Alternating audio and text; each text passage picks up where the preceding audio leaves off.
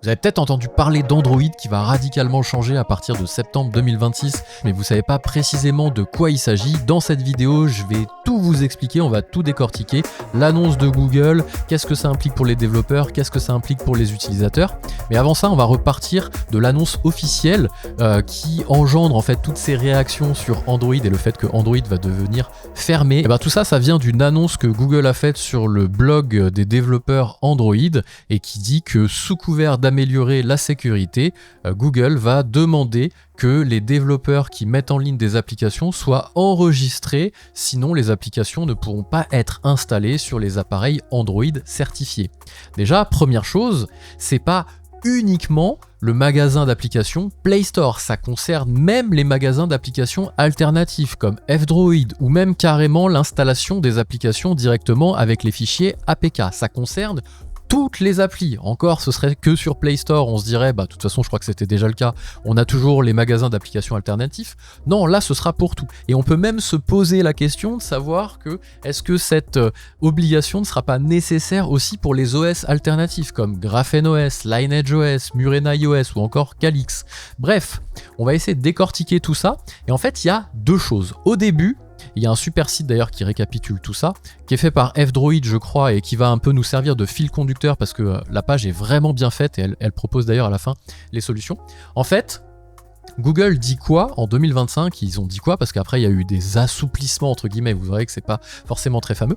Google dit quoi? Dit que pour qu'une application puisse s'installer, il faut que le développeur qui l'a mise en ligne soit enregistré. Et pour que le développeur soit enregistré, il faut qu'il paye des frais à Google, que le développeur accepte les conditions générales, qu'il fournisse une pièce d'identité officielle, qu'il télécharge la preuve de sa clé de signature privée et qu'il lise tous les identifiants d'applications actuelles et futures.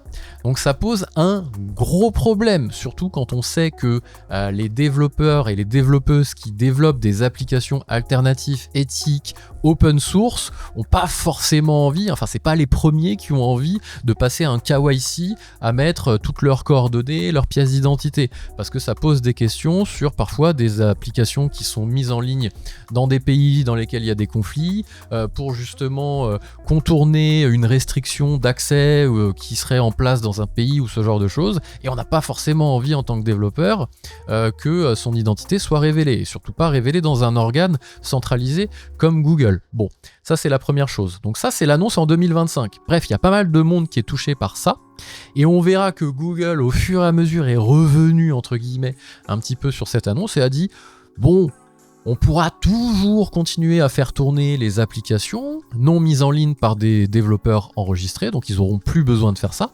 Par contre, on déplace le problème sur les utilisateurs. Et ça va être aux utilisateurs, ils appellent ça la trappe de secours de Google qui est un piège, ça va être aux utilisateurs de respecter une suite de 9 étapes très pénalisante avec beaucoup de friction. Et donc la première étape, il va falloir accéder aux paramètres système, rechercher les options pour développeurs. Bon, ça à la limite on avait déjà un peu l'habitude. Appuyer cette fois sur le build pour pouvoir être en mode développeur, ignorer les écrans alarmistes concernant la coercition. En gros ils vont demander est-ce que vous êtes sûr de faire ça, est-ce que vous n'êtes pas sous contrainte, parce que c'est dangereux, saisir son code PIN, redémarrer l'appareil, et là écoutez bien, attendre 24 heures. Il y a un délai de rétractation, on va dire, pour être sûr de vraiment bien vouloir installer ces applications. Revenir, ignorer à nouveau les écrans alarmistes, choisir de soit autoriser temporairement, à mon avis qui va être mis en avant, soit autoriser définitivement, qui sera caché ou qui sera... On n'a pas encore d'écran, il n'y a rien d'officiel. Pour le moment, il se base juste sur des articles de blog, et donc on pourra autoriser définitivement, on verra comment c'est présenté, ça va être drôle, et confirmer de nouveau qu'on comprend les risques. Après ces 9 étapes, on va enfin pouvoir installer les applications qui ont été mises en ligne par des développeurs qui n'auraient pas voulu s'enregistrer. Vous voyez ça, déjà que c'était galère de devoir utiliser parfois des magasins, enfin c'est galère. Ça va, ça allait, mais pour utiliser des applications alternatives, il fallait télécharger des magasins d'appli alternatives ou se connecter directement au repo GitHub avec des outils comme Optimium, etc. Tout ça dont on parle, toutes ces applis-là, ces alternatives éthiques, vont être concernées. Donc reprenez peut-être ce que vous avez dans votre téléphone, regardez ce que vous avez installé comme appli qui viennent d'F-Droid ou même en direct sur les APK via les repos ou même sur les APK, regardez un peu les développeurs parfois qui sont un peu confidentiels, demandez-vous s'ils vont vouloir s'enregistrer. Et en plus de ça, c'est pas le but, parce que face à ça, F-Droid nous le dit via sa page, la solution... Alors il nous explique plein de choses, hein. Je vous mettrai le lien en description de cette page, elle est vraiment géniale et on verra après quelle solution ou comment on peut protester contre cette nouvelle réglementation entre guillemets.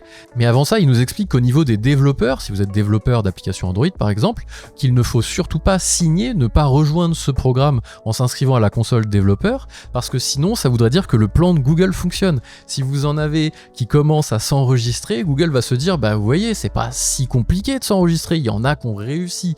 Donc au niveau des développeurs, ce que cette page nous dit, c'est qu'il ne faut pas accepter. Et nous, à notre niveau en tant qu'utilisateur, enfin je dis nous, peut-être que vous êtes développeur Android, mais moi à mon niveau et tous les utilisateurs derrière d'applications alternatives, bon, ils expliquent qu'il faut installer F-Droid, effectivement, parce que si on n'utilise pas les magasins alternatifs, ils finiront par disparaître.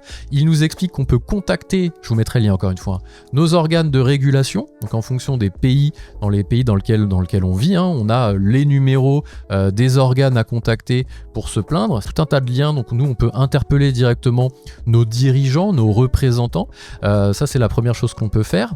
On peut également partager cette page, donc c'est ce que je suis en train de faire, je vais vous la partager, n'hésitez pas à la partager à votre tour. Signer la pétition sur Change.org, il y a une pétition qui est en cours, qui a déjà récolté 207 000 avis, signatures vérifiées, donc faut pas hésiter également à venir et consulter un petit peu les différents liens qu'il y a, lisez, partagez la lettre ouverte et remplissez le sondage en disant à Google qu'on n'est pas d'accord contre ça. Donc je vous remettrai le lien parce qu'il y a pas mal de choses à faire. Donc voilà en tout cas ce que ça implique, si on doit faire un petit résumé, donc à partir de septembre 2026, contrôle des applications, c'est déjà installé depuis une mise à jour et pour le moment c'est une obligation qui dort jusqu'au passage de la réglementation, on va dire.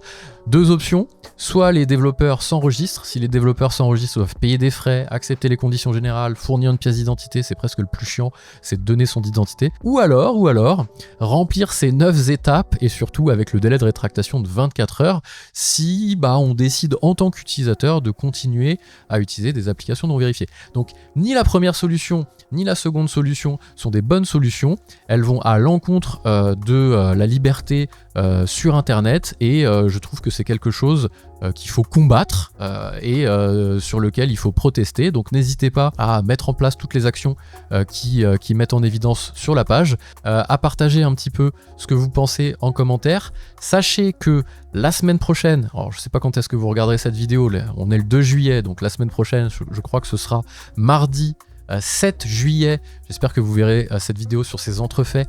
On va faire un live sur lequel on va partager nos applications alternatives préférées sur Android, que ce soit disponible sur F-Droid, disponible directement via les repos et Optemium. Bref, on va faire un gros live et il y aura une vidéo à l'issue où on va partager toutes les pépites. Donc on va prendre tous les usages, on a commencé déjà un petit peu à lister un petit peu toutes les applications, je crois qu'on l'a fait tout à l'heure, il me semble, voilà. Au niveau du clavier, du gestionnaire de fichiers, du client mail, agenda, notes, GPS, le launcher, le client Matrix, Mastodon, Blue Sky, l'outil de caméra, on va remettre tout ça dans l'ordre, hein. Je vais préparer un peu le live, où on va partager tout à chacun un peu les applications qu'on utilise alternatives et faire ressortir un peu les meilleures par catégorie. Donc on fera ça en live mardi à 9 h et ensuite il y aura une vidéo qui en découlera. Donc n'hésitez pas à vous abonner à cette chaîne, on fait des lives du lundi au jeudi de 9 h à 10 h 30 et on essaye toujours de traiter les sujets d'actualité sous le spectre de la liberté sur internet, de l'open source, de la résilience numérique, tous ces sujets-là. En tout cas, j'espère que cette petite vidéo vous a plu et qu'elle vous a appris des choses sur ce qui se cache derrière l'annonce de Google à partir de septembre 2026. Je vous envoie vers une vidéo qui pourrait probablement vous intéresser. Et encore une fois, n'hésitez pas à vous abonner si ce genre de sujet vous plaît. À bientôt.